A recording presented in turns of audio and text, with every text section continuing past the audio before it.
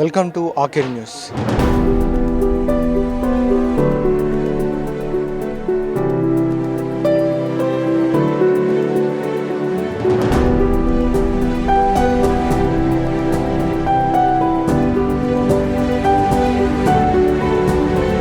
మూడు కోట్ల విలువైన ఇళ్ల స్థలాల జాగాను నన్ను కొట్టి నా అపస్మారక స్థితిలోకి పోయినాక నా ఇష్టం లేకున్నా కూడా గిఫ్ట్ రిజిస్ట్రేషన్ చేసి చేసుకోవడం జరిగింది. అతను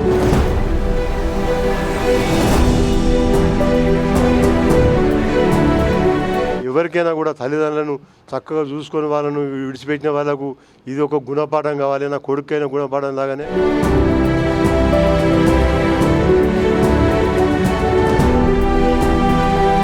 హన్మకొండ జిల్లా ఎల్కతుర్తి మండలం ఎల్కతుర్తి గ్రామంలో గోలి శ్యామ్ సుందర్ రెడ్డి ఇంటి వద్ద ఉన్నాం. అయితే శ్యామ్ సుందర్ రెడ్డికి ఒక కొడుకు ఒక కూతురు ఉండగా తను గతంలో ఎంపీపీగా ఇక్కడ ఎల్కతుర్తిలో పనిచేశారు. ఆ విధంగా తన కూతుర్ని కొడుకుని ఉన్నత చదువులు చదివించి విదేశానికి పంపించాడు. అయితే ఇప్పుడు వృద్ధాప్యం వచ్చేసరికి కన్న కొడుకు గెంటేయడంతో దిక్కుతోచని పరిస్థితుల్లో కలెక్టరేట్ని ఆశ్రయించి తన పేరు మీద ఉన్నటువంటి భూమిని ప్రభుత్వం పేరిట రాయాలని అనుకున్నాడు.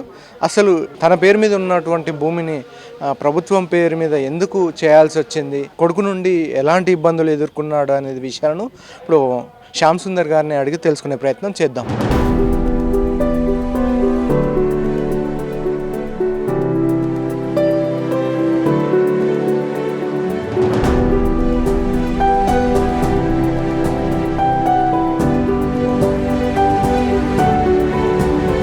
నమస్తేనే. నమస్తే. అసలు ఏం జరిగింది? అసలు మీ పేరు మీద ఉన్నటువంటి భూమిని ప్రభుత్వం పేరు మీద ఎందుకు రాయాల్సి వచ్చింది? నా పేరు గోలి శ్యామ్ సుందర్ రెడ్డి. ఈ ఎల్కతుర్తి గ్రామం, మండలం ఎల్కతుర్తి, జిల్లా హన్మకొండ. నేను 2006 నుండి 2011 వరకు ఇక్కడ ఎంపీపీగా పనిచేసి నీ సేవలు అందించిన. నాకు ఒక కుమారుడు ఒక కుమార్తె ఇద్దరు ఉన్నారు. ఒక కుమారుడు రంజిత్ రెడ్డి. తర్వాత నాకు 2021లో నా భార్య సెకండ్ ఫేజ్లో కరోనాతో చనిపోవడం జరిగింది. నేను చాలా డిప్రెషన్ గురైన.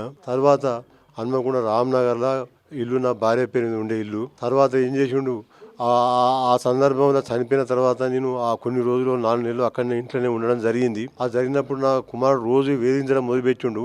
ఆ ఇల్లు నా పేరు మీద చేయాలి, ఆ ఇల్లు నా పేరు మీద చేయాలని. అంతకుముందు ఓసారి కాగితాలు కూడా రాసుకోవడం జరిగింది. ఏమనంటే, మీరు జీవితకాలం తల్లిదండ్రులు బ్రతుకున్నంత కాలం కూడా నేను మార్పిడి చేసుకోను, మీ తదనంతరం మార్పిడి చేసుకుంటా అని కాగితంలో రాసుకోవడం జరిగింది. అదేవిధంగా నేను ప్రశ్నించడం జరిగింది, ఆ ఇల్లు మరి ఎట్లా, మరి నువ్వు ఇప్పుడు ఆ కాగితాలు ఉన్న ప్రకారంగా నీకు ఎడిపోతుంది, తర్వాత నీకే కదా అన్న. అప్పుడు నన్ను కొట్టుడు, చిత్రహింసలకు గురి చేసి నా మెడలు పెట్టి బయటకు గెంటేసిండు. మరి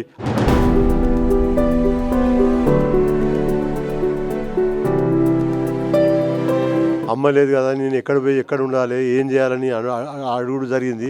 నువ్వు ఎక్కడన్నా పోరా, నువ్వు ఎక్కడన్నా చేసుకోపోను, నీకు నా ఇంట్లో సంబంధం లేదు, ఈ ఇల్లు నీదెందుకైతుందంటే కూడా నీకు నన్ను మెడలు పెట్టి గెంటేస్తే బయాస్ హన్మకొండ బయాస్ హాస్టల్లో స్నేహితుడు నన్ను దాంట్లో జాయిన్ చేయించిండు.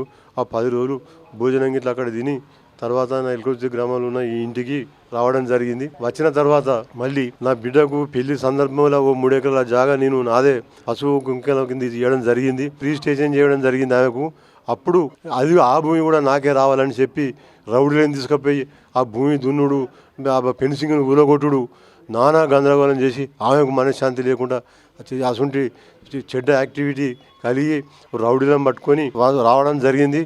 మొన్న మళ్ళీ ఒకసారి ఇక్కడ నా ఎల్కతుర్తిలో 28 గుంటల ఇళ్ల స్థలాల జాగా, విలువైన జాగా, నా జాగాను, దాని విలువ దాదాపు 3 కోట్ల జాగా, 3 కోట్ల విలువైన ఇళ్ల స్థలాల జాగాను నన్ను కొట్టి బలవంతంగా నా అపస్మారక స్థితిలోకి పోయినాక దానికి నా మోసంతో నా ఇష్టం లేకున్నా కూడా గిఫ్ట్ రిజిస్ట్రేషన్ అక్కడికి నాకు జ్వరం వచ్చింది, నేను బుక్కెడ్ నీళ్ళు కక్కుంటున్నా, అపస్మారక స్థితిలో ఉన్నని తీసుకుపోయి గిఫ్ట్ రిజిస్ట్రేషన్ చేసి చేసుకోవడం జరిగింది. అతను 28 గుంటల భూమి ఇది చేసుకోవడం జరిగింది. నేను ఆర్డీఓ గారి దగ్గర పోయి నా బలవంతంగా నా దగ్గర నుంచి లాక్కున్నాడు కాబట్టి అది నాది నాకు కావాలని నేను ఆయన ఆర్జీ పెట్టుకున్న ఆయన దగ్గర. అది కూడా ఆయన తప్పకుండా చేస్తా అన్నాడు. ఆ ఇల్లు కూడా ఇల్లీగల్గా ఓనర్షిప్ లేకున్నా కూడా అది బదలాయించుకున్నాడు. అది కూడా నాది నాకు రావాలని జరిగింది. తర్వాత ఈ ఇక్కడ 3 ఎకరాల భూమి నా భార్య పేరు ఉన్నటువంటిది, నా కూతురు ఉన్నది, ఈయనున్నాడు, ఈక్వల్ షేర్ ఉంటుంది. కానీ అది నాకు ఒక్కనికే రావాలి, నాకు ఒక్కనికి రావాలంటే అది చట్ట ప్రకారంగా అట్లా కాదని చెప్తే కూడా నన్ను బలవంతంగా తీసుకొచ్చి అది అది చేసుకున్నాడు విరాసత్ ఒక్కడే, అది కూడా చెల్లది.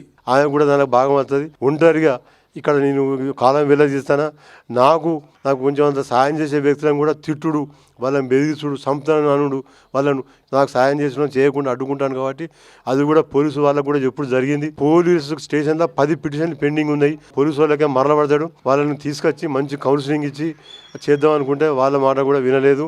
లాస్ట్కు మొన్న సుప్రీంకోర్టు తీర్పు తల్లిదండ్రులను పట్టించుకున్న వాళ్ళకు ఆస్తి అనుభవించే హక్కు లేదని చెప్తే అది చూసి దానికి ప్రేరణకు గురై ఆకర్షితున్నాయి.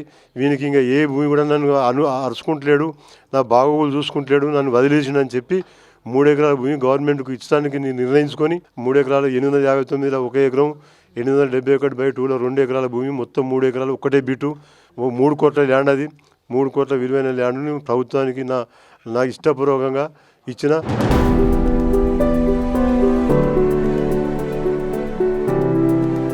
శ్యామ్ సుందర్ రెడ్డి గారు దగ్గర నుంచి మాకు అప్లికేషన్ ఇచ్చారు. వచ్చి తనకు 3 ఎకరాల భూమి ఇస్తాను ప్రభుత్వానికి, తన భార్య జ్ఞాపకార్థం ప్రజా అవసరాల కోసం ఉపయోగించుకోండి అని చెప్పేసి ఆర్డీఓ గారి దగ్గర అప్లికేషన్ పెట్టారు. మాకు ఆర్డీఓ గారి నుంచి మాకు వచ్చింది. దాని మీద మేము ఎంక్వైరీ చేసుకొని సర్వే చేయించుకొని బౌండరీస్ ఫిక్స్ చేసుకున్నాక దాని ప్రకారంగా మేము ప్రపోజల్స్ ఆర్డీఓ గారికి ప్రభుత్వం పంపిస్తాం, కలెక్టర్ గారికి పంపిస్తాం. రెండోది, నా భార్య చనిపోయేటప్పుడు కూడా నాకు నా దగ్గర మాట తీసుకున్నది, ఇంకా నేను బ్రతికేటట్లేదు, ఇంకా నేను ఎట్లయినా పోయేలాగానే ఉన్నది. కాబట్టి నువ్వు సర్కారుకు ఒక 3 ఎకరాల ల్యాండ్ మనది ఇవ్వాలి, ఇచ్చే ఉంటే నీకు మంచి పేరు ఉంటుంది, నాకు పేరు ఉంటుంది. అది ఏదైనా ఇన్స్టిట్యూషన్ సర్కారు కట్టే ఉంటే, కోర్టు సముదాయాలు కట్టినా దానికి నా పేరు పెట్టి నాకు మనశ్శాంతి ఉంటుంది. నేను నా చివరి కోరిక గిదే అని కోరింది. మొన్న ఆర్డీఓ సాబ్ కూడా చెప్పిన, నేను భూమి హ్యాండ్ ఓవర్ చేసినాక పేరు పెట్టమని చెప్తే నా భార్య తప్పకుండా పెడతాం, దాంట్లో ఏం అభ్యంతరం లేదు అని అనడం జరిగింది. అది కూడా మీకు పాసిబుల్ అయితేనే పెట్టండి, మీకు మీ నిబంధనలకు ఏమైనా పాసిబుల్ కాకపోతే కూడా నా బలవంతం లేదని కూడా నేను చెప్పడం జరిగింది. ఆయనే సరే నేను పాసిబుల్ అయితే తప్పకుండా పెడతానండి ఆయనే. కాబట్టి ఇది సందేశం, ఎవరికైనా కూడా తల్లిదండ్రులను చక్కగా చూసుకొని వాళ్ళను విడిచిపెట్టిన వాళ్ళకు ఇది ఒక గుణపాఠం కావాలి, నా కొడుకైనా గుణపాఠం లాగానే. కాబట్టి ఇది సర్కార్కి ఇచ్చింది నిజం, వాళ్ళు ఏం చేసుకున్నా నాకు అభ్యంతరం లేదు. ఏదైనా కొడుకు వచ్చి వాళ్ళ కొడుకు తరపున మళ్ళీ వెనుక పోవాలి ముందరకు పోవాలనేది నేను అసలు లేనే లేదు. నాకు ఎవరైనా నాకు అడ్డం వచ్చి చెప్తే వాళ్ళ మీద కూడా చర్య తీసుకోవాలని కూడా మీ ద్వారా కోరుతాను.